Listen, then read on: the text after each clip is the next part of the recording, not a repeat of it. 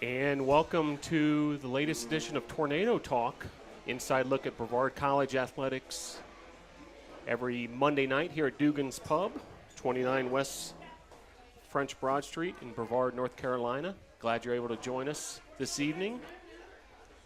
Got an exciting show on tap for you this evening. We're going to start with some men's soccer student athletes, Patrick Hall, Chris Offensi, and Javier Mariduena. And then assistant men's soccer coach Juan Mascaro Jr. will join the show.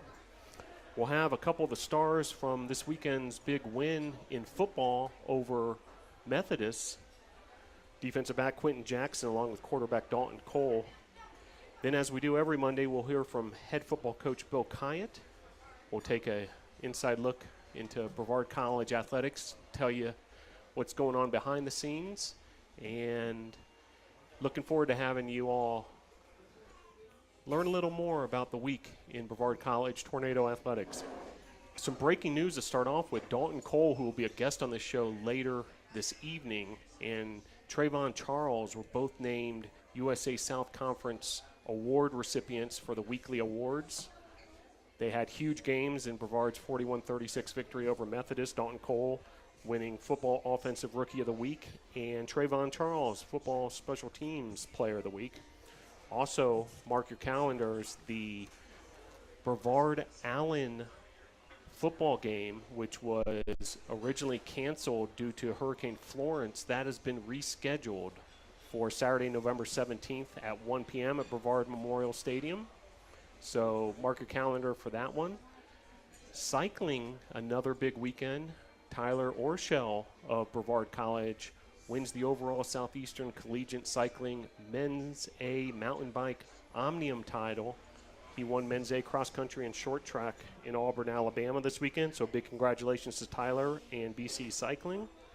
And the cycling program will be gearing up for the national championships in Missoula, Montana, coming up in a couple weeks. Women's soccer, big focus of last week's show. Two tough defeats this week. A 2-0 loss to Piedmont and a 1-0 loss to Covenant. They'll be looking to get back on track this week. Some great publicity for the Tornadoes women's soccer program in the Fieldhouse Asheville blog. Be sure to go to fieldhouseasheville.com to read all about that. It compares Brevard's success to some of the other women's soccer programs in the area, and is a great read at fieldhouseasheville.com. Volleyball lost 3-0 to Agnes Scott and 3-1 to Covenant. A real nice effort in that Covenant match, led by Sydney Fox, Hannah Jenkins, Jordan Lloyd, and Mariana Rodriguez, along with setter Hannah Gordon. Cross country was at the Charleston College Classic, led once again by Gavin Morgan on the men's side and Hannah Spear on the women's side. And women's tennis got started with their season schedule with some fall action in Spartanburg, South Carolina. And congratulations to Eleanor Flannery, who won singles matches both against Converse and Johnson C. Smith at those matches in Spartanburg, South Carolina. And it all happened on her birthday, too. So special day for BC Tornado Tennis and Eleanor Flannery. So that brings us to men's soccer, which was really the talk of the town earlier this week with a couple of very impressive wins. And right now, we are joined by three of those student athletes from the Brevard College men's soccer team as these three gentlemen take their places. All right, glad you can join us on Tornado Talk. Thank you for having us. From left to right here, Patrick Hall, junior goalkeeper from Pikeville, North Carolina, Wayne Country Day School. Chris Offensi, senior defenseman from Waxhaw, North Carolina, Charlotte Catholic High School. And Javier Mariduena, sophomore midfielder from Ecuador. Glad you guys can join us tonight for Tornado Talk. Thank you for having Okay, us. so an exciting road trip for you guys. You know, a rare spot partially because of a rescheduled game, that there's 4 games on the road in a single week, so not much rest time and that kind of thing. But 2 big victories, one coming in overtime. Patrick, we'll start with you. You know, what was this past week like as far as getting that many games in that short of amount of time? Yeah, it was tough traveling to Maryville and over to over to where did we go? Where did we go? Averett. Yeah, Averett and Pfeiffer. Yeah. Geez, that just shows how the week went. It was just we're blur, just right? very busy the whole time. Yeah. Yeah, Maryville was a tough game going. We played at 7 o'clock, I believe, and then coming back against Berea at Maryville at 2. We didn't have that much of a turnover with rest and stuff, but I think the guys handled it well. Got the win at against Berea, even though we went into overtime. That was a tough fight, and I'm glad the guys prevailed with that. And then, get a good win over at Pfeiffer on Saturday, and then we had Pfeiffer, which was win over Averett on Saturday. Oh, win over Averett, yeah. And then the Pfeiffer game. It was just a tough week all around. But we got 2 good wins, and it was good overall, I think. And now a chance to rest your legs, virtual week off until this Saturday, and back at home in the friendly confines of Ives Lamwell Field. How'd the week go for yourself, Chris? I mean, I thought it went well. I mean, going on the road with 2 back-to-back games isn't ever easy, so I'm kind of glad we got a couple home stretch games where we run up on other back-to-back games, but we get to kind of a little more freedom when we play now, when we're at home. It always just feels better playing there. And it should be tough this weekend, but I think we're up for the challenge. Okay, before I ask you to pass the microphone to Javier, one more for you, Chris. 3-2 overtime win against Berea, 2-1 win against Averett, both on the road. In particular, the Averett game got my attention because from the 30-minute mark forward, you guys shut them out. And, certainly Patrick's work, in goal was a part of that, but also the defense. Talk about what it takes to blank a team like that for the stretch to keep your team in it. Well, it's always difficult keeping them to nothing. I actually gave up a PK when they scored, but it's kind of good to have a goldfish memory like that sometimes where just one play happens, you just forget it, move on. But moving forward, like the defense played really well. Always having Pat in goal is always a bonus because he makes some saves where you're like, wow, like he's keeping us in some of these games. So it's always nice, but the more we play, the better we get, I think, when moving forward. Like, we're kind of starting to understand each other's tendencies and, like, when the other one needs help or not. But overall, I thought we're progressing forward. So. Outstanding. Now, if you'd be so kind to pass the microphone to Javier. All right, Javier, welcome to Tornado Talk. Now, a 3-2 overtime win. What does it take to win a game in overtime? I mean, not from a physical standpoint, but also a mental standpoint. How'd you guys do it in overtime? I think we did fine. At least we got to win fast in the overtime, but it takes a lot of water and a lot of bread though. There's no easy game, and it's worse when it goes to overtime because you have to run more, and it's not only you because the other team also gets the chance to score a goal and it's over. So it's always hard to get a golden goal and finish game like that. Yeah, and you play primarily midfield, correct? Yeah. Yeah, and so especially from a conditioning standpoint, the midfielders up and down the field all game. You've probably got to leave a little bit in the tank, or reach down for even more energy, come an overtime game. Now, what I also wanted to ask you about, Javier, is from my count, you're one of 4 international players on the team. Two from Ecuador, including yourself. Yeah, we're getting more this year. Yeah, hopefully a pipeline getting started, between here and Ecuador. One from Brazil and one from Dominican Republic. Do you think Brevard College is a great fit, and why, for a student all the way from South America? Well, it's a good experience. For me, at least going to see the snow, the place is really cool. It's small. The school is small, so for people international students that sometimes you struggle the first year for your the language barrier at least. It's good because you get small classes and teachers that really care about you, that you do good, and you have also a team that allows you to get a better fit to school. It's hard to go to school and say hi, and it's better when you have a team and they tell you this is this, and you do this this. So it's cool. Now, I gather the 2 Ecuadorians and the Dominican Republic player, do you guys converse in Spanish, both, on a personal level, but also on the field at times? Yeah, sometimes I just like forget like I'm playing like with these guys, and I'm just like trying to tell them something in Spanish, and they're like, "Boy, I'm not speaking Spanish." But I'm in school like the Brazilian guy. He now speaks Spanish, and Pat has some words now, and Chris also. So like I'm in school, like people get interested in your culture, and you get to see new culture. Yeah, it's actually a great way to learn the language is to play soccer or Definitely. football, right? Outstanding. Well, if you could pass that back to Chris, and Patrick, we'll get back to you. Now, Patrick earlier this year won USA South Conference Defensive Player of the Year. It was for performance, 1-0 win over Guilford. You tallied up all sorts of numbers, save-wise in that one.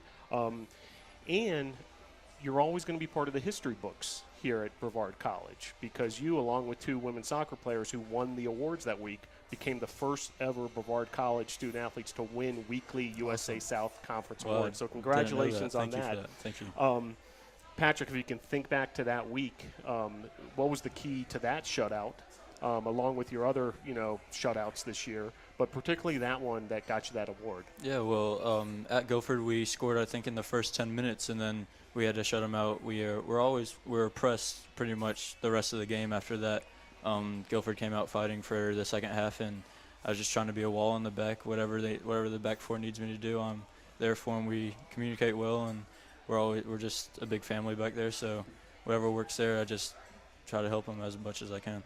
Yeah, I'm always curious when I talk to a goalkeeper and a defenseman, just how much communication goes on between you guys. And do you look at him as an extension of the defense, and do you look at them as an extension of you? Yeah, definitely. I definitely do. Yeah, we're always talking. Like, we're always talking back and forth, like nonstop chatter between, or like during the games, during practice, like during like normal life. It's we're always talking. We're just doing that, and yeah, I always see him as an extension of me because I'm here to help him out. He's here to help me out, whatever works, and whatever way to keep the ball out of the net. And you agree, Chris, on that front? Yeah, we're all we work together. I mean, nobody else wants to get scored on. Both of us look bad when we get scored on. So we work for each other. We all have a common goal. But overall, like, it's the communication between us two, or the whole back four too. It's like key because like we might not see something that he does, and we got to take that into account. But it's always nice having Pat back there because he'll pull out a few saves where you're like, yeah, I messed up, but he saved my butt, so it all works out. Now, Chris, as a defenseman, I would imagine occasionally certain opportunities, whether it's a run that you're making, on an open side or a corner kick or a set play or what have you, you move up into the offensive third of the field and perhaps even have scoring opportunities from time to time. Yep. How do you kind of keep that, those opportunities in check? Hey, at the end of the day, you're responsible for protecting this guy and keeping the ball out of the net. And if you push up too far, you've got to hustle back, right? Mm-hmm. Yeah, a big key part of that is fitness for your games because you'll make a 50-yard run up and then you have to go back because if you're not back, then you're kind of screwing everybody else over when you don't get back.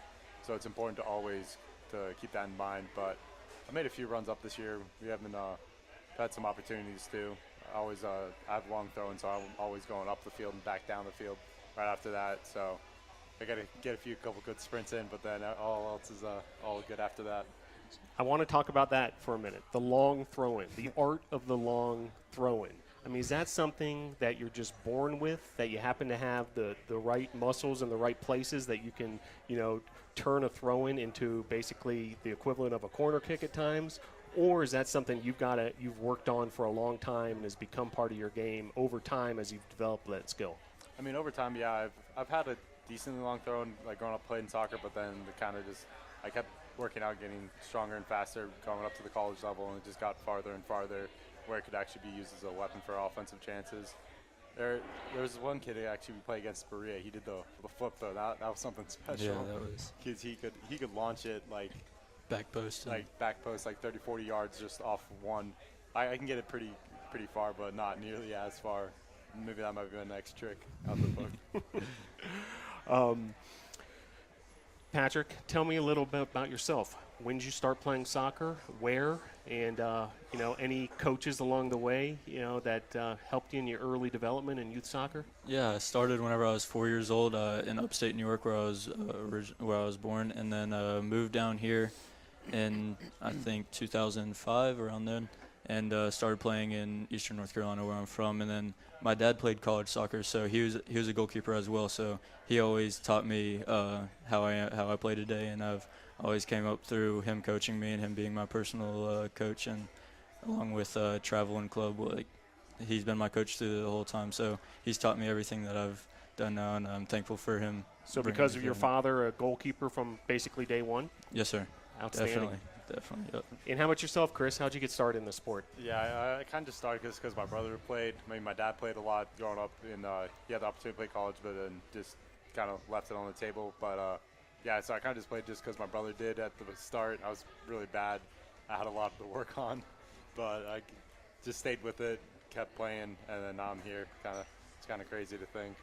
Yeah, it's fantastic. If you could pass that to Javier, the youth soccer scene in North Carolina I know is tremendous, and you guys, both the beneficiaries of that. But I also know how big the sport is in South America. Mm-hmm. I mean, you hear stories of babies being born with a soccer ball in their hand, basically. How early did you start playing soccer? Well, as I can remember, I've always see a soccer ball, it's like here watching us basketball or football, it was something normal for us. Everyone plays soccer. When I was a kid, everyone to hang out, we went to play soccer somewhere, and that was it. It was cool and I like it. But it wasn't until I was 13 where I started to playing real big field soccer. And my first game, I was I see the field and I was boy, this is too big for me. I haven't seen this. And that coach helped me because I was out of breath. First 15 minutes I was done. I was boy, just take me out. And from there it was just work to here. Getting 90 minutes is hard work. Yeah, big difference on the big field 90-minute game versus the pickup games you played with your friends, no doubt. But you've adapted well, obviously, now playing on the collegiate level, in the United States, and congratulations on that. And congratulations to all you guys. I mean, it's been a lot of fun to cover your team so far this season. A great week last week with those 2 wins, especially that overtime win, a thriller, that we were watching from afar. Congratulations again to Patrick for the award earlier this season. Keep on doing what you're doing defensively to make his job easy. Keep on doing what you're doing to both create offensive opportunities and, certainly work on the defensive side as well. Any final thoughts from you guys or anyone else you want to, thank along the way here? Just thank our coaches for hanging in with us and telling us everything that we need to do, and hopefully everything gets good for the end of the season. Yeah, that's right. Head coach Bob Winch, and our next guest will be assistant coach Juan Mascaro Jr. Final thoughts, Javier? I think just I expect we have a good final finish the season with some good games and winning games. That's it. And Chris, I'll let you off the hook unless you want to grab that headset one last time. I think he's good. All right, gentlemen, thank you for being on Tornado Talk tonight. Great job. Thank you. And we'll see you this weekend. That's the trio of Patrick Hall, Chris Offensi, and Javier Maui Duena, the threesome part of the Brevard College men's soccer team, coming off a big 4-game road trip, including 2 impressive wins. And then this weekend, the Tornadoes will be home against North Carolina Wesleyan at 11 a.m. this Saturday, and then home on Sunday against Greensboro at 1 p.m. And we're joined now by assistant coach of the Brevard College men's soccer team, Juan Mascaro Jr. Hi, Phil. How you doing? Hey, great to have you on the show, Coach. Thank you for having me. So I'm going to start with the same thing I talked to your players about. Okay. 4-game road trip last week. 2 games, both back-to-back situations, Correct. little rest, that kind of thing. From a coaching standpoint, how do you and Coach Winch manage the situation, keeping everybody fresh, keeping everybody focused, especially when you go to overtime Yeah. in one of those back-to-backs. Well, it's not ideal. The sport, soccer was not meant to be played back-to-back, because you're running for 90 minutes. There's a lot of wear and tear on your body, a lot of wear and tear, on your joints. If you're playing in midfield, you're running up and down that line all day. So it's very taxing. So to play back-to-back twice in 1 week is, we have to give them a lot of props to the guys for hanging in there and battling, because your recovery time is essentially zero. So our game plan was, play the game, patch them up, get them stretching, get them iced, feed them good food, and then get them ready for the next game, and just do that all week, and especially being on the road, being on the bus for so long, for an extensive period of time, you get tight. I'm still feeling the bus ride today. And you didn't even play. And I didn't even play, yeah. So, it's very hard to do. And for us to get, 2 wins on the road is very impressive, because we have to go to somebody else's school. We don't, they don't know the field. They don't know the facilities. They don't really know anybody there. And then the recovery time is zero. And then, they're being asked to play 90 minutes 4 times in 7 days. It's unheard of in most places. So, I think they did a great job. Yeah, no doubt. And, certainly that overtime win had to be fulfilling. A lot of work went into that, the second day of that back-to-back.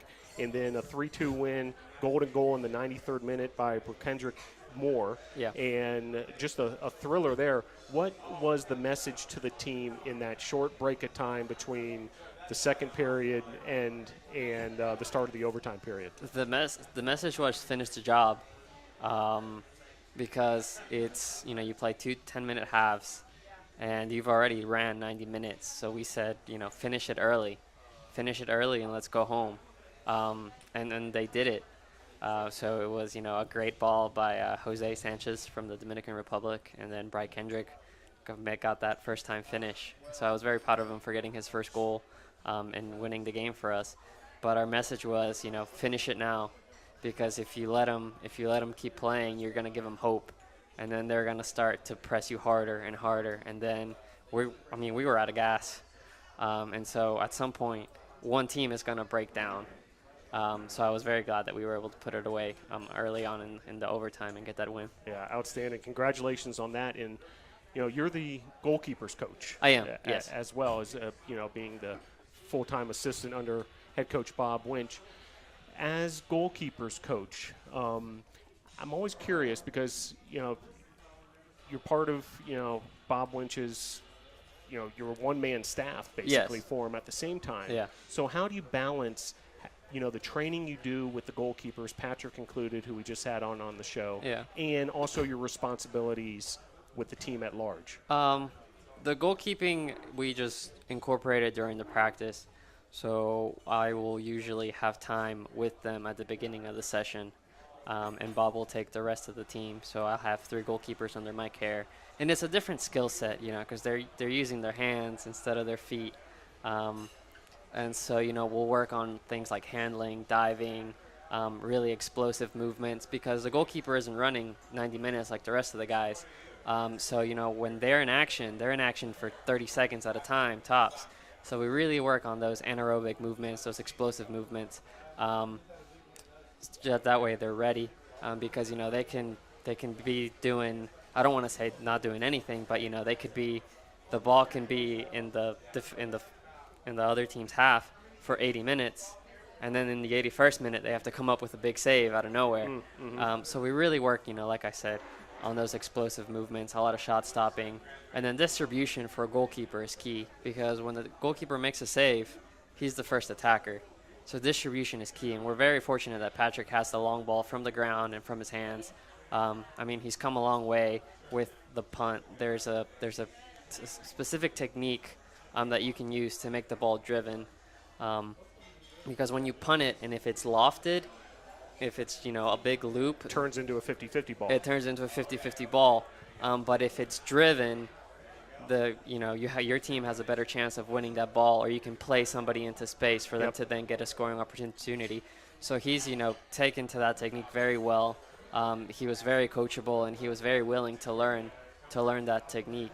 And then when I got hired, we actually had another goalkeeper, Hiroki from Japan, who he knew how to hit that ball as well. So between Hiroki and I, we were able to pass that knowledge along to Patrick, and he's made that technique his own.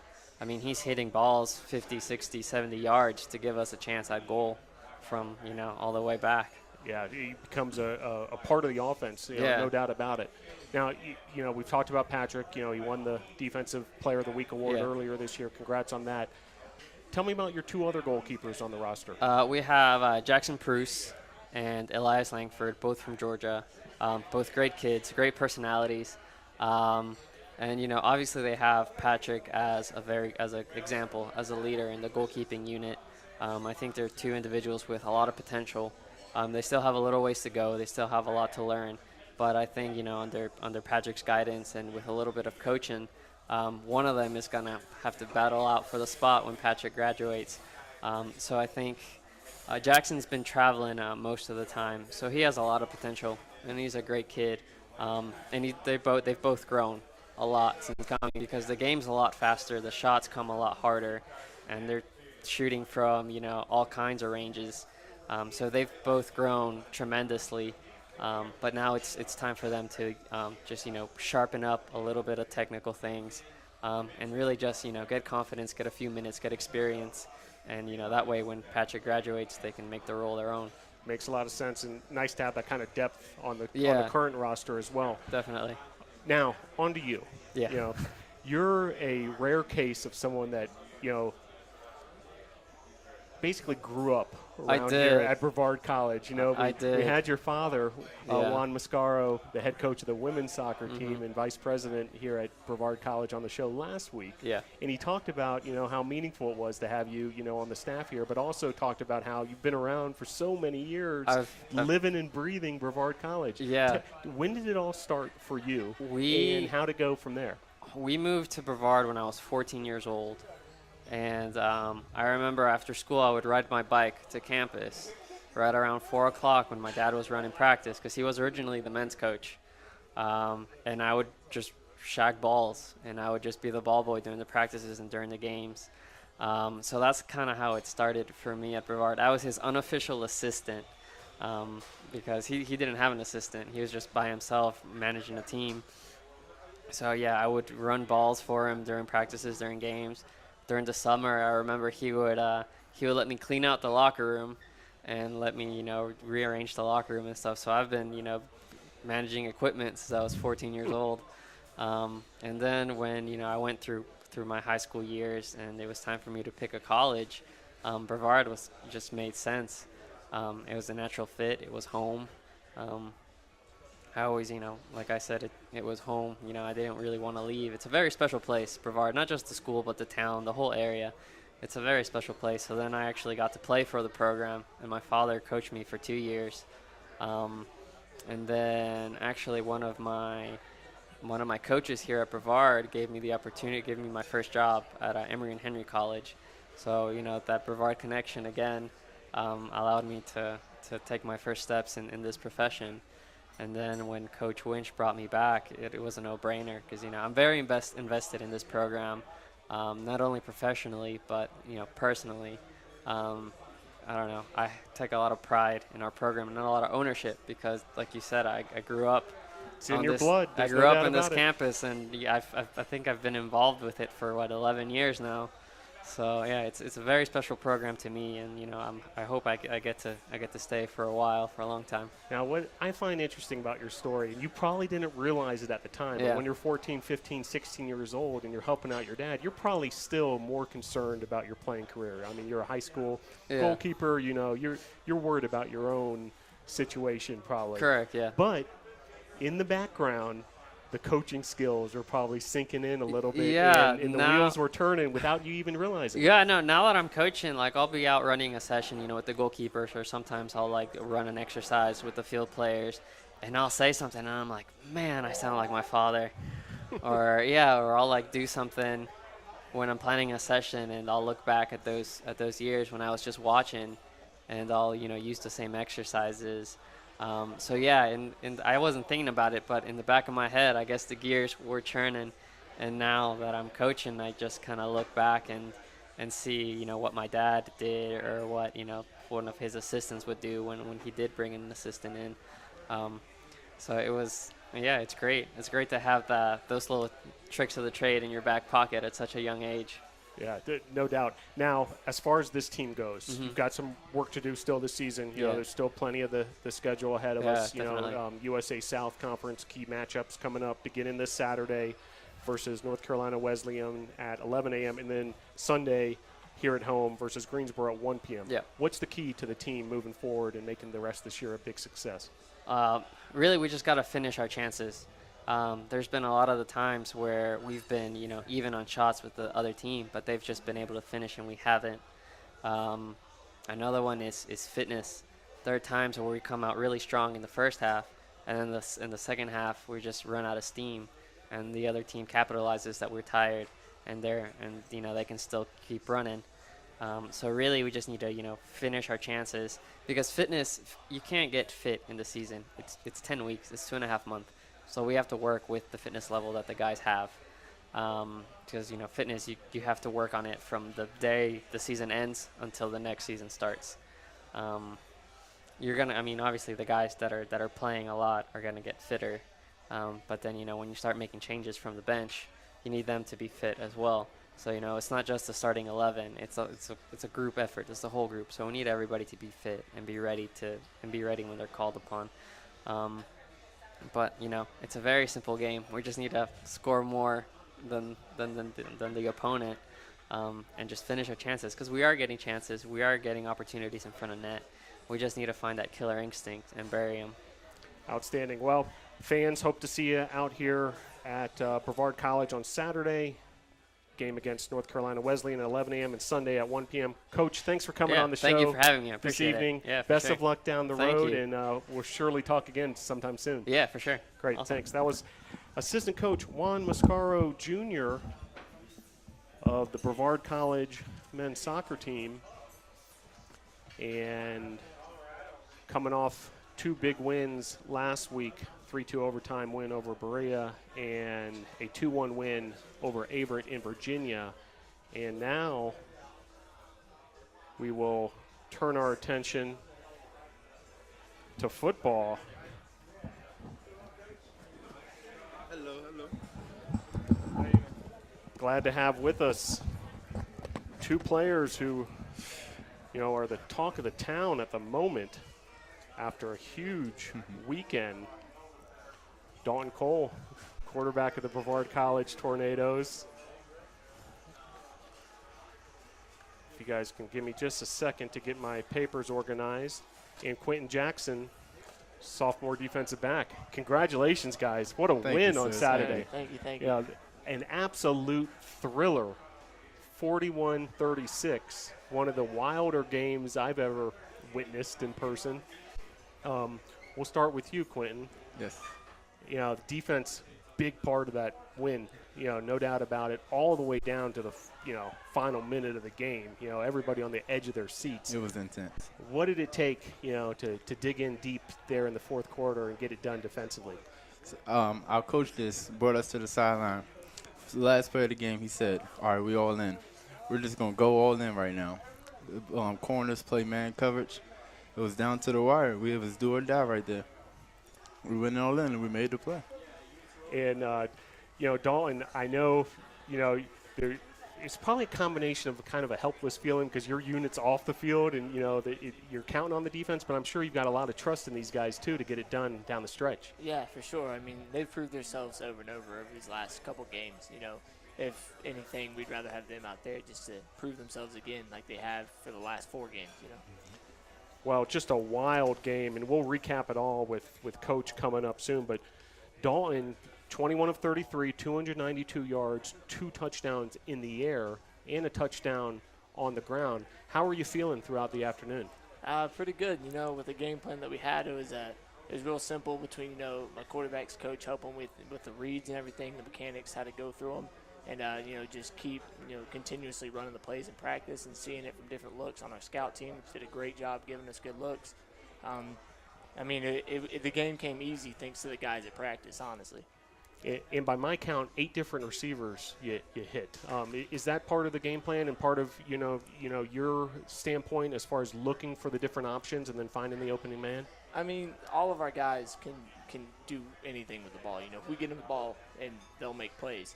So, there's no really one target we want to go to. It's just spread the ball around. Who's open gets the ball, and let them just do their thing. Great. Well, Quentin, big day defensively. 6 tackles I've got you down here for, including a tackle for loss, a fumble recovery, a pass breakup, probably plenty of more that didn't even make the stat sheet.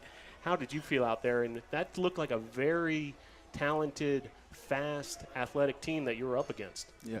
It was just great being able to come out and play with my bros just on the defensive side of the ball.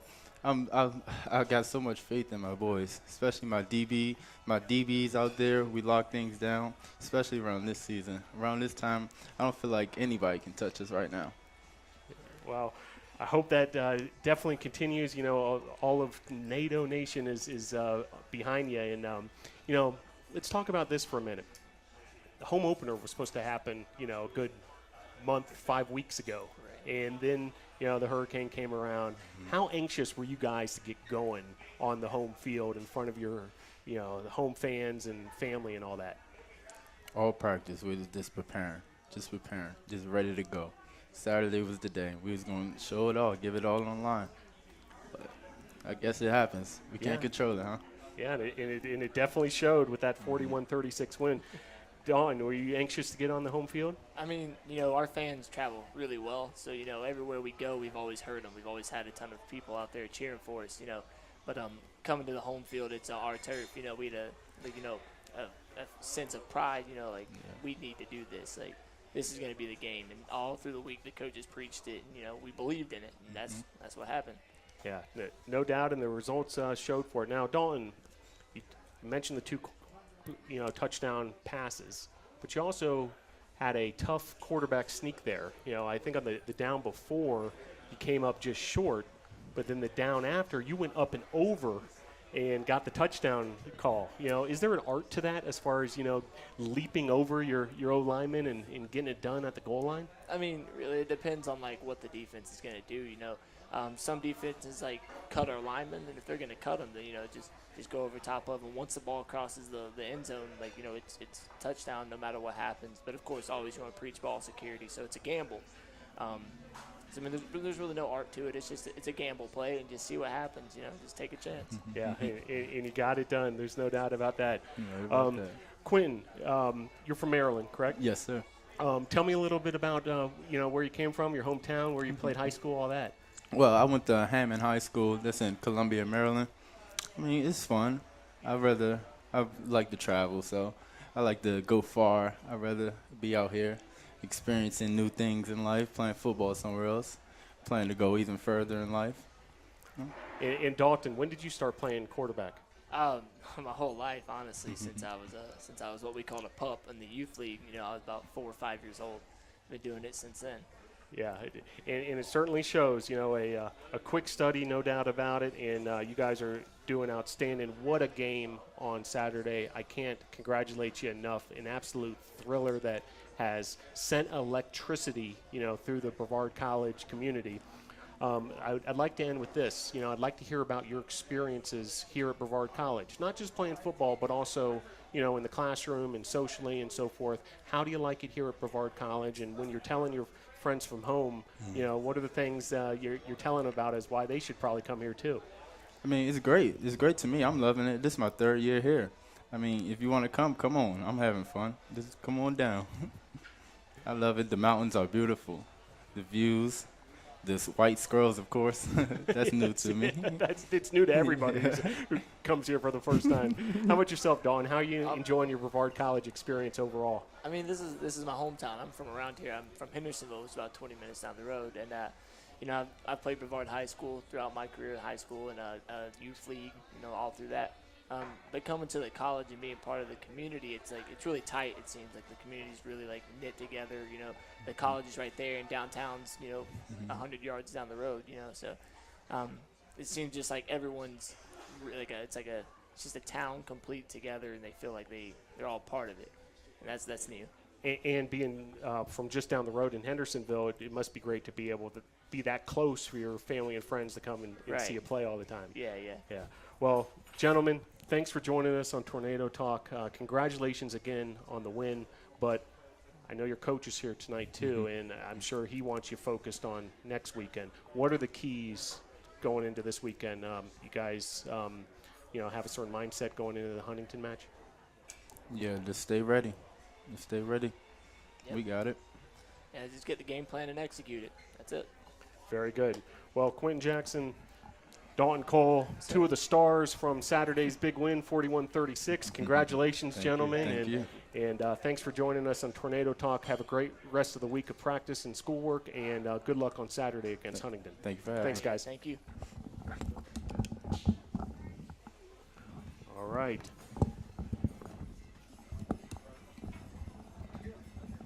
Two of those stars from that huge 41-36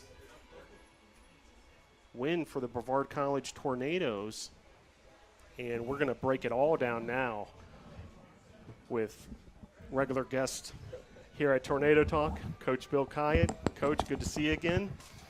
Great seeing you, Bill. And last week you said, I hope we can do this again, this week after a win, and that's exactly what we're doing, a 41-36 win. And if you can give me a moment to kind of break it down for the audience Well, here. you can see why you go to break that down. You can see what a victory does for confidence. So you just heard the words of those two young men, Q and DC, and just the way they composed themselves here and the words that came from their mouth. And you can see just how much confidence we got from that victory. No doubt about it. A scoreless first quarter, and then things erupted in the second quarter. There was 48 combined points in that second quarter. I mean, things just almost went haywire with the scoring of both teams. Methodist goes up 7-6. Brevard retakes the lead 13-7. And then a key play, and I know this is an emphasis for the Tornadoes, a punt block by Trayvon Charles, recovered after we reviewed the tape. There was so much celebration and so many bodies in there. It was concluded that Justin Peck had the fumble or the block punt recovery for the touchdown. How big of a moment was that moving forward? Well, again, one of the most devastating things that can happen to you as a team is to have a punt blocked. So, again, if we know that going in, then that's something that we would want to do to the opponent. And as I've told you in the past, the way we work with our special teams, at the start of the year, we don't even work on the offensive or defensive side of the ball. It's 4 straight practices of nothing but special teams. And then we let all our players know if you want to see time at your position, you've got to be in the 2 deep on special teams. So we don't treat special teams like right field and Little League where we just got to put somebody out there to play time. We put our best players out there. And Coach Jaron Gavea had a great plan for what he wanted to do with that punt block. And after going out there the first time, Trey Charles actually came to the sideline and let him know some things that he saw out there. And they made the adjustment on the sideline. And when we came back out, we actually had 2 guys free. Both Trey Charles was free and Justin Peck free on that. And just outstanding effort by Trey. Perfect form and how he took it right off the shoe. And then we got one sitting right here in the audience, could have had himself a touchdown. Mr. Parks over here had a nice little tap there to the end zone, and Justin was there and alert and fell on the ball and got himself 6 points. But huge swing in momentum for us. And speaking of Trey Charles, an 84-yard kickoff return. So he not only got it done with the block punt, but also as a return man.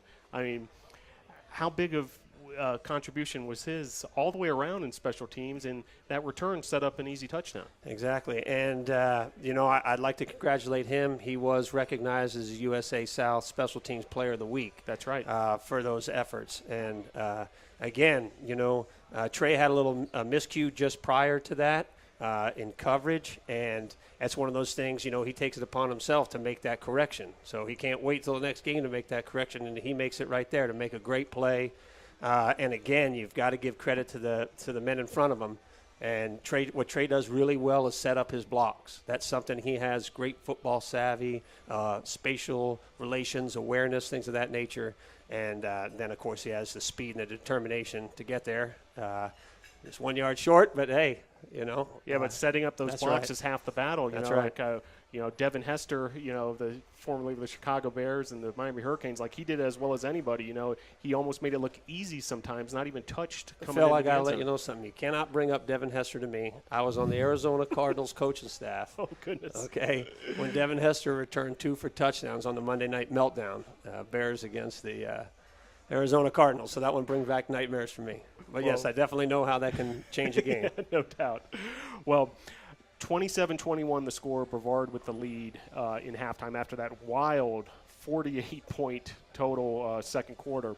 And then to start the third quarter, a big play, Dalton Cole to Martigas Henley, a 59-yard pass, a beautifully, played pass and catch. How big was that as far as a big chunk play for a touchdown? You go up even further. Exactly. And, again, all this confidence that the offense was gaining really came off the play from the special teams and defense throughout the year, but especially in this game. So it gave us a chance to play with confidence, to take some chances. And as I told you before about Dalton's growth, each week it's been a step and a step and a step. And now in week 4, you could see it during practice. The light went on.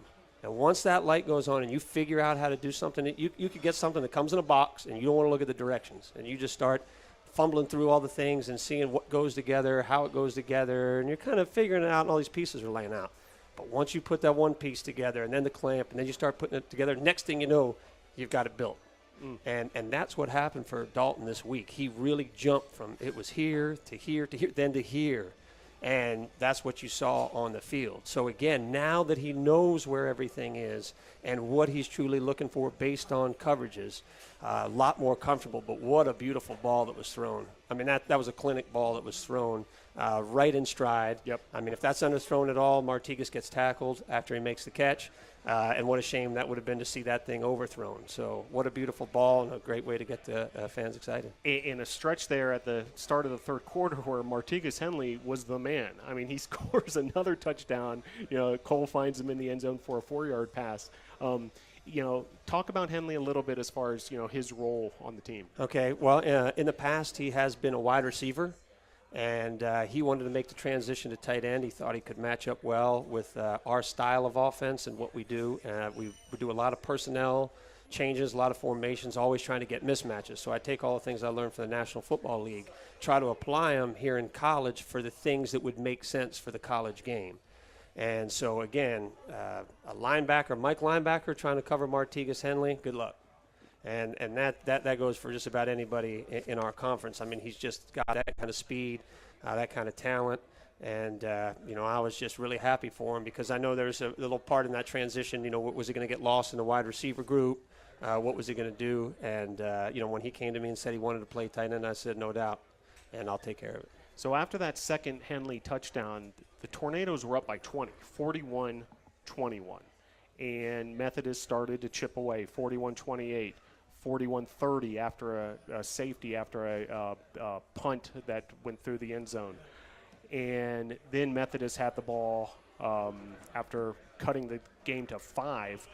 But a 2-point conversion was somewhere in there that they missed, I believe. That's correct. That helped, matters. Great individual effort by Jaquan George. And, from the scoreboard standpoint, it was huge because it kept them from being a field goal away from tying this game. It forced them into a position that they had to ultimately score a touchdown, to either tie or win the game. But it all came down to a final drive from Methodist, and certainly the defense had to come up big there. Okay, so I'm going to back you all the way up to where you just started with that. So there was 9:52 left in the third quarter. Yep. Okay. And I talked to Coach Dynamite, on the field. I said, Coach, pull this out and write this down. And I said, there's 9:52 left. It's 41-21. The rest of our season is going to be determined by how we play this out. I told him that, and he can attest to it. And it was because we were in unfamiliar territory. A 20-point lead. So, obviously, we hadn't experienced that. Heck, we hadn't even scored 20 points. Right. So now we have a 20-point lead. And so that was uncharted waters for us, and I wanted to see how we responded to that. When you have a lead like that, you have to put the opponent away. And, I could see I was so happy for our guys that they were thrilled about where they were and where they could see that scoreboard, and it felt really good to them. but that's a half of a football game still left.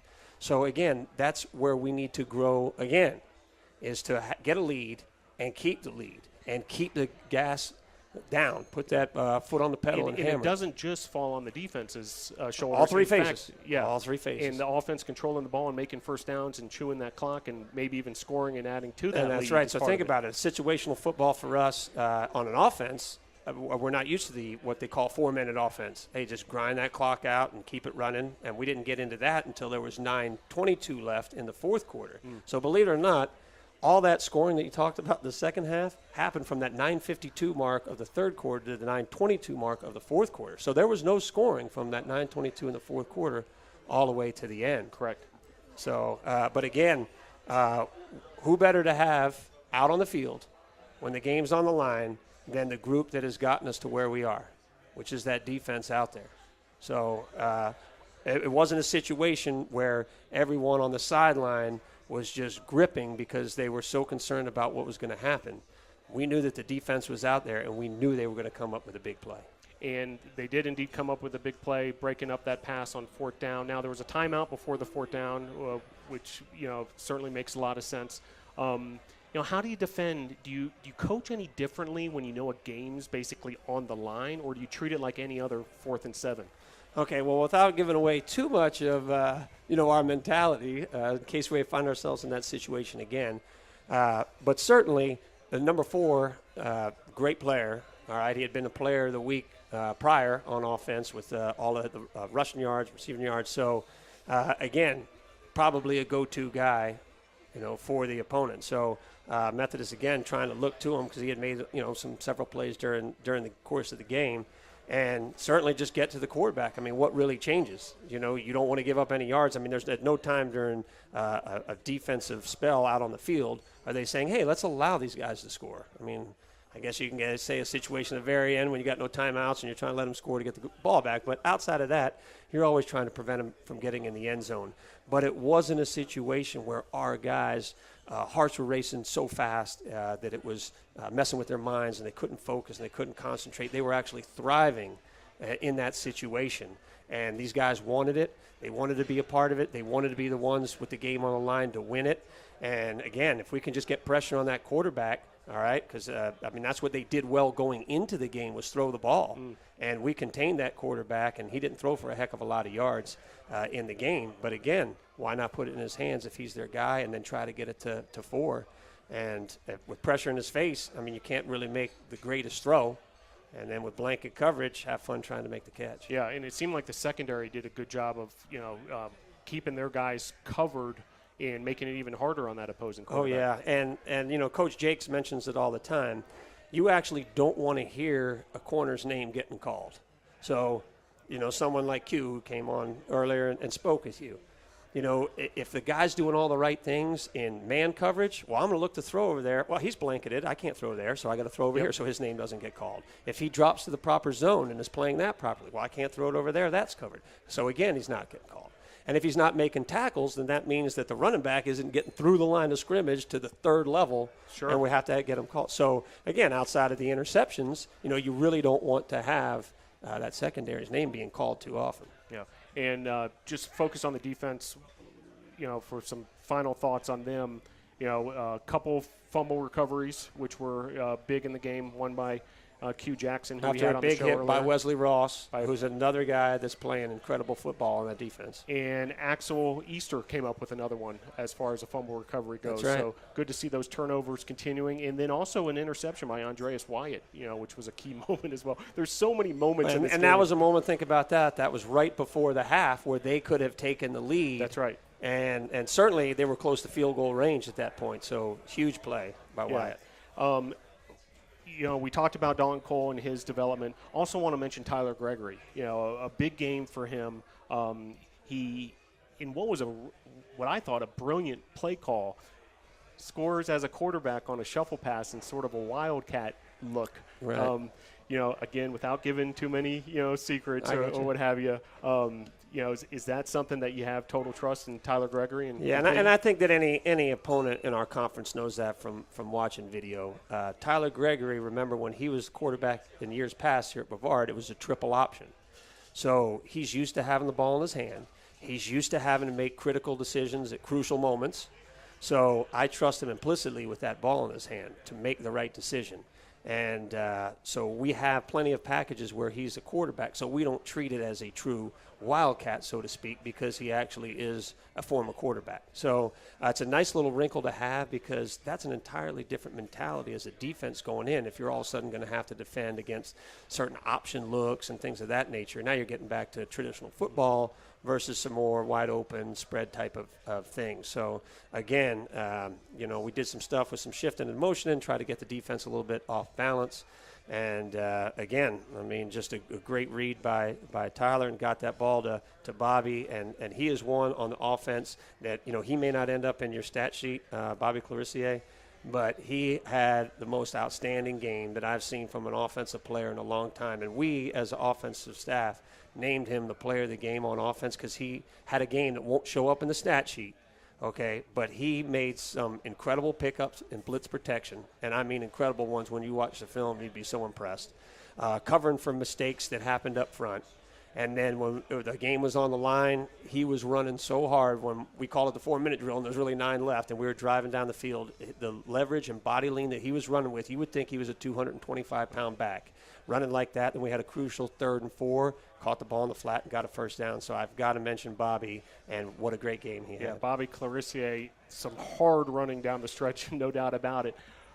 But some great work by that offensive line to, push that D-line of Methodist back for a few of those too. And that's right. So, and remember now, when we talk about this offensive line we have 3 sophomores and 2 freshmen on that offensive line. And those 3 sophomores were all hurt during the week.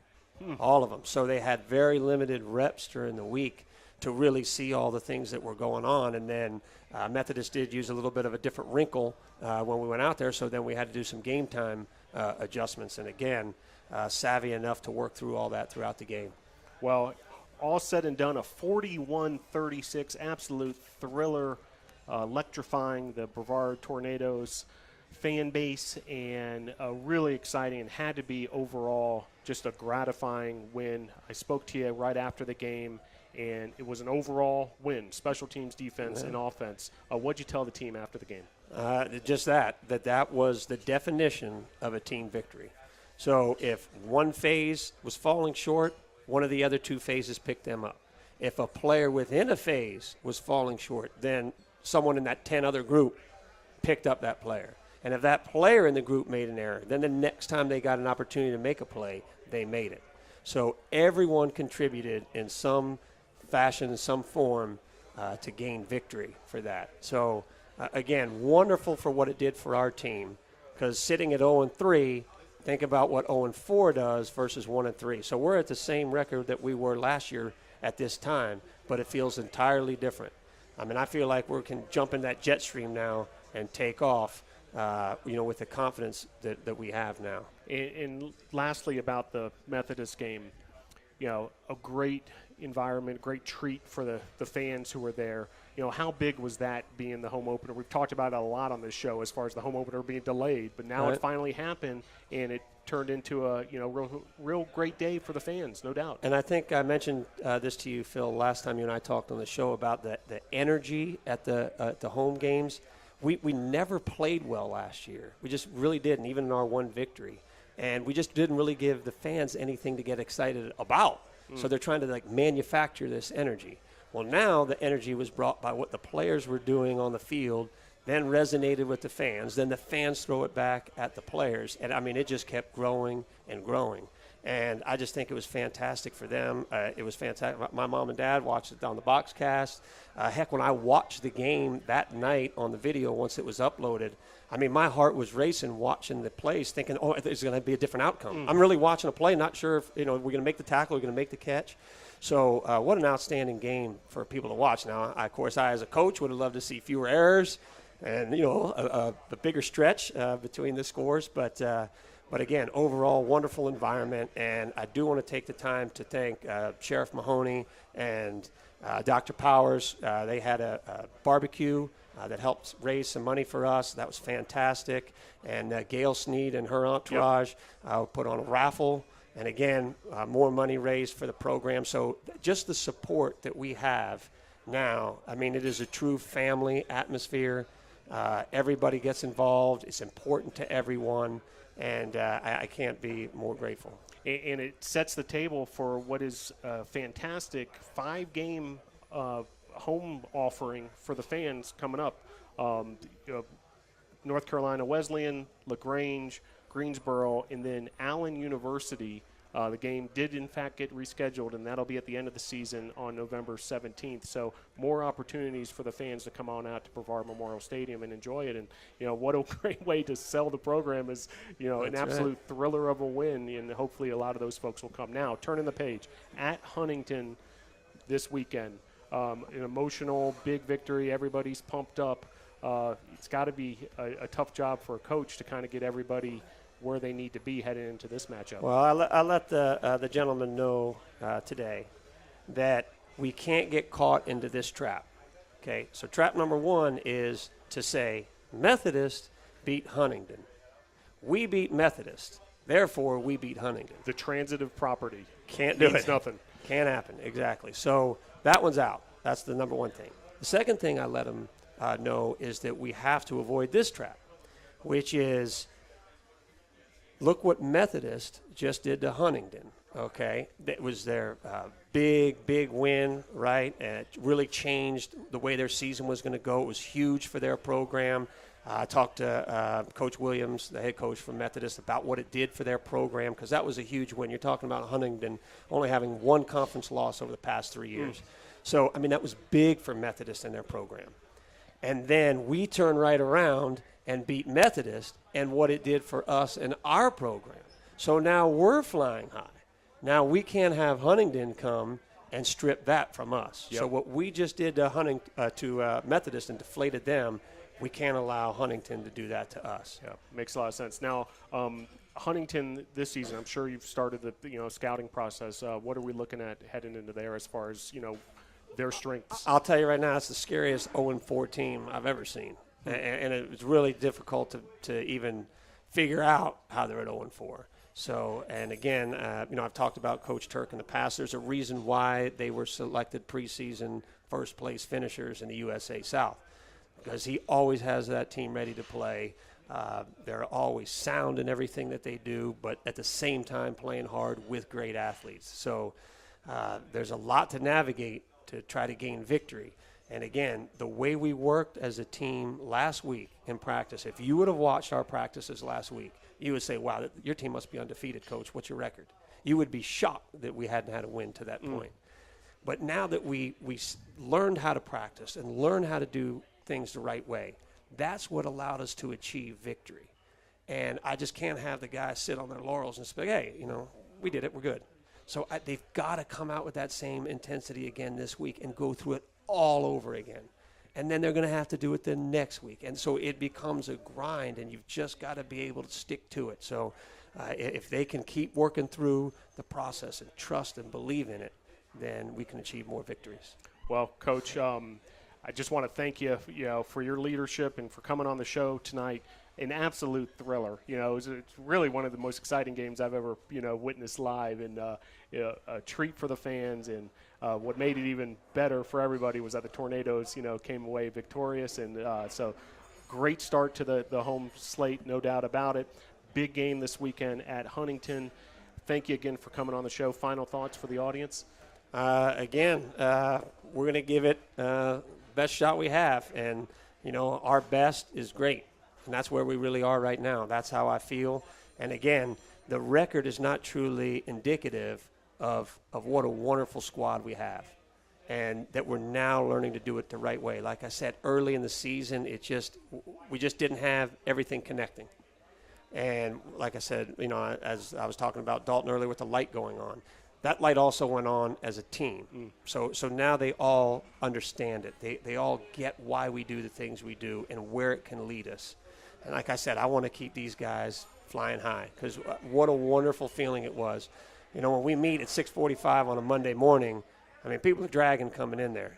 It's hard for anybody, especially that's not used to that schedule. But, it was a different atmosphere today, and what a wonderful way to watch a film from a Saturday when it has a W at the end of it. Yeah, outstanding. Well, best of luck this weekend, Coach. Appreciate it, Phil. Congrats again on the big win, and we'll see you next week right here at Okay, Tornado Talk. you got it. Thanks so much. That was head coach Bill Kyatt coming off the thrilling 41-36 victory in the home opener for the Tornadoes. And appreciate Coach coming on the show, as well as a few of the stars of that game, Quentin Jackson and Dalton Cole. And congratulations to all the Tornadoes for that big victory on Saturday. And now for our final guest, a regular segment here on Tornado Talk is a inside look behind the scenes of the Brevard College Tornado athletic department. I'm glad to be joined by Joseph Marvin. Joseph, how are you? How's it going? How's it going, NATO Nation? Excited to be on. Joseph is the Assistant Sports Information Director here at Brevard College. Sure am. And, you know, as I think most of the folks know, I'm new to Brevard College. Joseph was here before I got here, you know, and held down the ship for the Sports Information Department. So I want to thank you for that. And, Joseph, so, you know, tell the audience a little bit about your responsibilities, what you do for Brevard College. Sure. So trial by fire, I would say, before you got here, but it worked out, and we're glad to have you here. Really just my main focus is to promote student athletes through various means, social media. I think that's really the main reason anybody works in college athletics is for the student athlete. So any way we can get more exposure to the student athlete, whether by releases, social media. Just announced today, Dalton Cole and Trayvon Trayvon, Charles, yeah, special yes. teams, yeah. Player of the Week, USA South. That's something that me and Phil work on with the conference, nominating student athletes that have a big week or stand out. And then even it goes beyond that, working with the communications department, Christy Cobble, off the field stories, stuff like that. And, you know, just any way that we can promote student athletes is really our main job, I would say. And then just on the back end stat-wise, updating websites. So really that's our main focus. Now, you learn these skills. I mean, someone just doesn't wake up and knows how to, you know, write game stories for sports and handle statistics and do all these things. Where did you gain your experience before you got here to Brevard? Well, I never really thought, you know, several options coming out of school, you know, finishing up. I never really, you know, looked too deep into sport information. I'd helped out at the Western Carolina University where I'm graduating from with their media relations department, Daniel Hooker, Sean Forrester, and Denise Gibson. I credit them with everything. They taught me everything I know, working game day, football, soccer, you name it. But really just credit them to the exposure that I got there. And moving forward from that, you know, was kind of unsure where to go. But using the connections I made, the sport industry is all about connections. And I'm finding that out, you know, as the further I go into it, that the connections you make can last a lifetime. So just really grateful for that. That's really where I got most of my exposure from. And, you know, just credit the faculty and staff at Western as well. My 4 years there were great.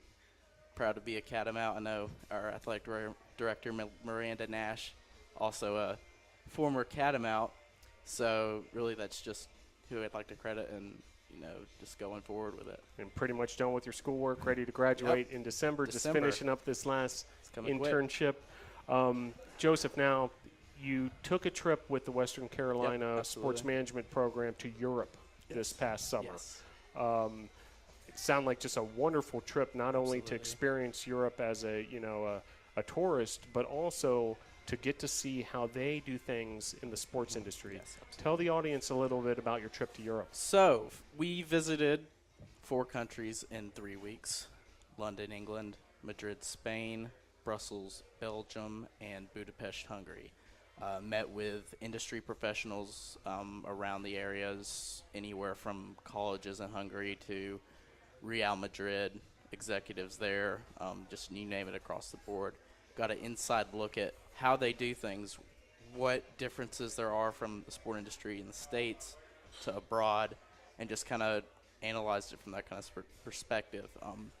And what is the biggest difference between how they do things in Europe versus the United States from a sports industry perspective? From a sport industry standpoint, one of the biggest differences is funding for pro and collegiate sport.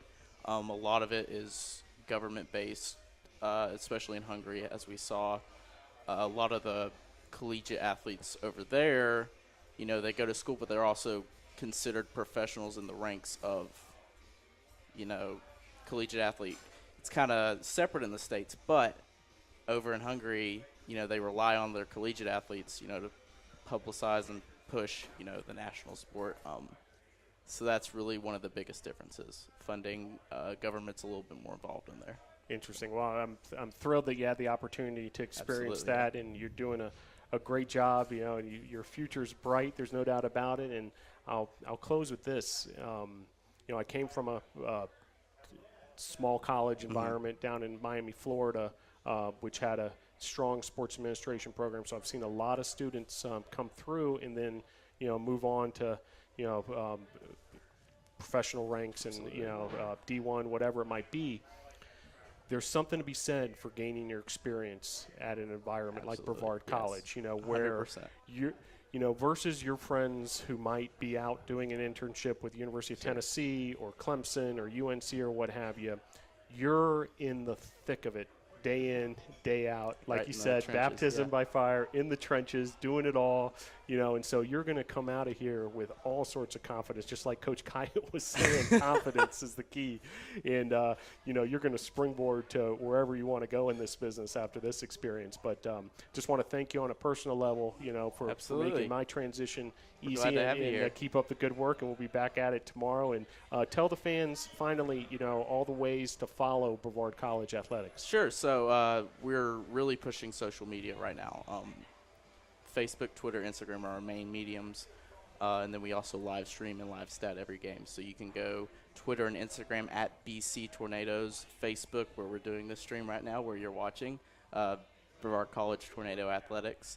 And you can catch all our live streams, our stats, any kind of stories that we're producing, bctornadoes.com. So that's really what we've got going. We're looking to push it even further, and we're excited to promote the student athletes and everything exciting that they're doing. So. Yeah, and if you want to watch a broadcast of a game, the simplest way to do so is to go to bctornadoes.com, go to the schedule for that team, and you'll see the link right by that game to Very watch it live user-friendly, yes. And Boxcast is great as far as their quality. We're excited to partner with them, and we're excited to promote the student athletes. So, great. Well, thank you, Joseph. I Thank you. appreciate you coming Sure on. thing. I know you've got other duties here in the house, but true, thanks yeah. for joining us and Dugan's Sure and giving thing. people a little bit of look into what you do behind the Yep. scenes for Brevard College Tornadoes. So thank you for that. Sure So that being said, quick look ahead to what's coming up for the Tornadoes. We mentioned the football team coming off that emotional 41-36 win. They are going to be on the road at Huntington on Saturday at 2 p.m. But before that, tomorrow, Tuesday night, women's soccer at Bob Jones down in Greenville, South Carolina. That's an 8 p.m. game under the lights in Greenville. So if you're in the area, come on out and see Brevard at Bob Jones in Greenville. Wednesday at 7 p.m., volleyball is at Piedmont. And then Friday, home action here at Brevard College, 1 p.m., women's soccer home against LaGrange at Ives Lamel Family Field. Saturday, a full slate, 10 a.m. Men's and women's tennis are at home against Montreat right on the Brevard College campus. And then at 11 a.m., men's soccer at home. We had the men's soccer players and coach on earlier, home against North Carolina Wesleyan. Volleyball is hosting another tri-match, and the Tornadoes will be in action at 12 p.m. versus Huntington, and then at 4 p.m. against Berea. 2 p.m. we mentioned football at Huntington, and then a home women's soccer game at 4:30 on Saturday. And then Sunday, the men's soccer team will be at home versus Greensboro. Couple final notes. October 22nd, there's a home men's soccer game. That's a Monday night against Bob Jones. We won't be having our usual tornado talk that night on the 22nd. Where we want you to be is over at Ives Lamel Field for the men's soccer game versus Bob Jones on Monday the 22nd. But Monday the 29th, come on over here to Dugan's Pub for the show at 7 p.m. and then make the march with us over to the Bosch for Tornado Tip-Off. March Madness style event to kick off the men's and women's basketball season.